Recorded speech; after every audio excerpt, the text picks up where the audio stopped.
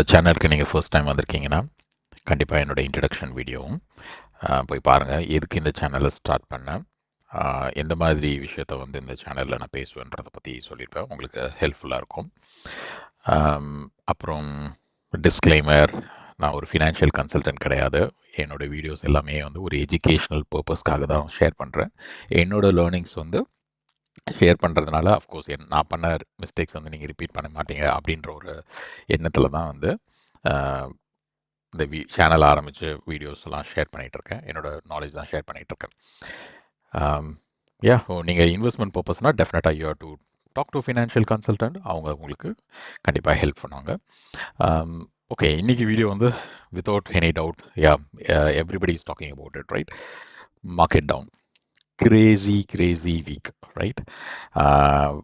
ஏன் இந்த ஒரு சடன் இப்படி நடந்துச்சுன்றது வந்து நிறைய ரீசன்ஸ் இருக்குது. Of course considering crypto favoured economy வந்து நம்ம யூஎஸ் கவர்மெண்ட்டில் போயிட்டு இருந்தாலும் இந்த மாதிரி ஒரு சடன் ஷாக் வந்து யாரும் எக்ஸ்பெக்ட் பண்ணல. அஃப்கோர்ஸ் கீழே போகும் அப்படின்றது வந்து ஒரு நேச்சுரல் கர்வ் வரும் அப்படின்றது வந்து எல்லாருக்கும் தெரியும். பட் இந்த மாதிரி ஒரு அடி வந்து ஏன் விழுந்துச்சுன்றது வந்து still could be people can make up a lot of reasons, but as a retail investor we don't bother, right? நம்மளுக்கு வந்து ஒரு டீசென்ட் பர்சன்டேஜ் ஆஃப் இதில் வந்து ஒரு மணி வருது அப்படின்றதுக்காக தான் நம்ம வந்து கிரிப்டோ கரன்சியில் இன்வெஸ்ட் பண்ணுறோம். But you have to be a bit cautious as a retail investor. You have to be very very careful in these kind of situations. So அதனால தான் நான் ஐ தாட் உங்களுக்கு வந்து ஒரு 3 ஸ்ட்ராட்டஜி நான் வந்து ஃபாலோ பண்ணுறது. கிரேட், இந்த வாரம் has been so crazy, not only for the bitcoin world. என்னோட ஒர்க் சைட்லையும் எனக்கு ரொம்ப பிஸியாக இருந்துச்சு. So but of course I just spend lot of time just to make sure that இந்த 3 ஸ்ட்ராட்டஜி வந்து நான் வந்து இம்ப்ளிமெண்ட் பண்ணிட்டேன். ஸோ நீங்களும் வந்து உங்களுக்கு ஹெல்ப்ஃபுல்லாக இருக்கும்னு நினைக்கிறேன் இந்த ஸ்ட்ராட்டஜிஸ். ஃபர்ஸ்ட் வந்து ஹோல்ட்.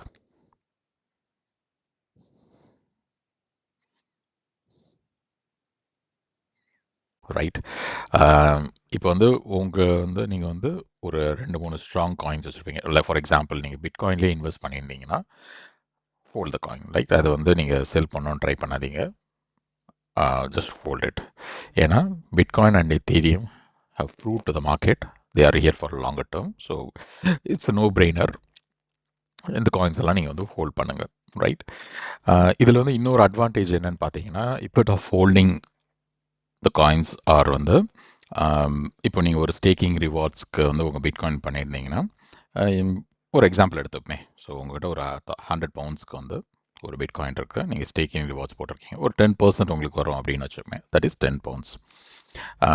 அது காயினாக கன்வெர்ட் பண்ணால் ஒரு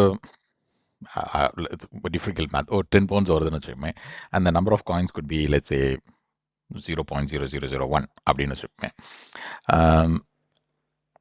இப்போ வந்து வேல்யூ வந்து கம்மியாகிடுச்சுனால லெட்ஸ் ஏ உங்கள் வேல்யூ வந்து 50 பவுண்ட்ஸ் டோட்டலி ஆகிடுச்சு. நம்பர் இன்ட்ரெஸ்ட் வந்து பார்த்தீங்கன்னா 5 பவுண்ட் அப்படின்னு ஆகிடும். பட் அந்த காயின் வேல்யூ வந்து காயின் நம்பர் வந்து 0.0001 வந்து அதே தான் வரப்போகுது. ஸோ ஏன் இது சொல்கிறேன்னா வந்து இந்த 5 பவுண்ட் இப்போ வர்றதுனால நீங்கள் வந்து இன்கம் டேக்ஸ் லேட்டர் கட்டும் போது இந்த 5 பவுண்டுக்கு தான் கட்ட போகிறீங்க. பட் இந்த காயின் வந்து 0.001 the same coin, but because the value has been down, so it's கம்மியான இன்கம் டேக்ஸ் நீங்கள் ஃபியூச்சர் கட்டுற மாதிரி இருக்கும். So hold your conviction coins, that is what the key போர்ட்ஃபோலியோவில் வந்து உங்கள் காயின்ஸ் வந்து ஹோல்ட் பண்ணுங்கள். Not only longer term gain அப்படின்றத விட இந்த மாதிரி ஒரு டேக்ஸ் சின்ன பெனிஃபிட்ஸும் உங்களுக்கு கிடைக்கும். ஸோ அதனால் கண்டிப்பாக இதை உங்களோட லாங் டேர்ம் காயின்ஸ் வந்து ஹோல்ட் பண்ணுங்கள், ஹோல்டிங் இட். ஸோ இது வந்து ஃபர்ஸ்ட் ஸ்ட்ராட்டஜி. செகண்ட் பார்த்தீங்கன்னா, இந்த மாதிரி மார்க்கெட் ஃபால் வந்து ஒரு really good opportunity to consolidate. ஏன் இது சொல்கிறேன்னா வந்து ஆஸ் எ ஹியூமன், ரைட், நம்ம வந்து பண்ணுற பெரிய தப்பே வந்து பேராசை.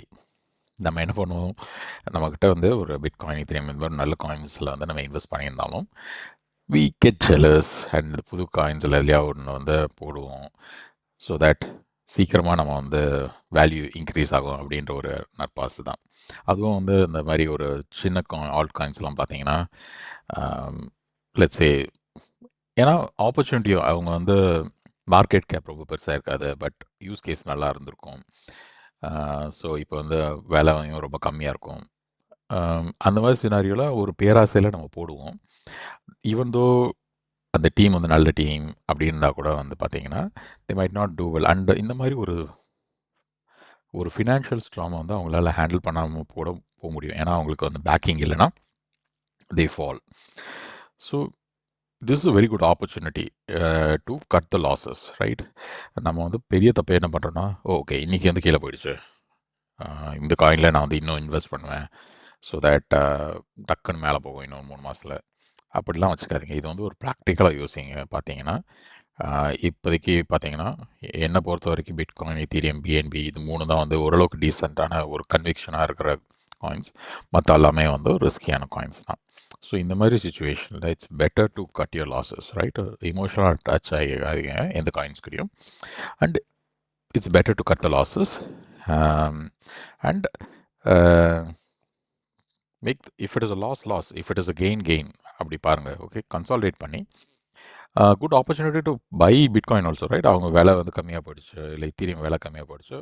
So sell it and consolidate your coins in Ethereum or வேறு விச் எவர் ஒரு உங்கள் போர்ட்ஃபோலியோவில் ஏற்ற மாதிரி நீங்கள் பை பண்ணிங்க. ஈத்தீரியமோ பிட்காயினோ ஏதோ ஒன்று பை பண்ணிங்க. So it's a good time to cut your losses and consolidate your coins. So இது வந்து செகண்ட் ஸ்ட்ராட்டஜி. தேர்ட் வந்து பார்த்தீங்கன்னா pretty much same lines. Record your losses, right? Sell it. நீங்கள் செல் பண்ணதுனால கெயின் வந்தால் இட்ஸ் ஓகே, லைக் ஏதோ ஒரு gain வந்துச்சு, இட்ஸ் குட். பட் லாஸஸ் வந்தால் don't panic, use the losses. ஏன்னா வந்து நம்ம ஜேர்னி வந்து இன்னும் கொஞ்சம் லாங் ஜேர்னி. ஸோ அந்த மாதிரி சுச்சுவேஷன் நினச்சிட்டு make sure you're recording your losses.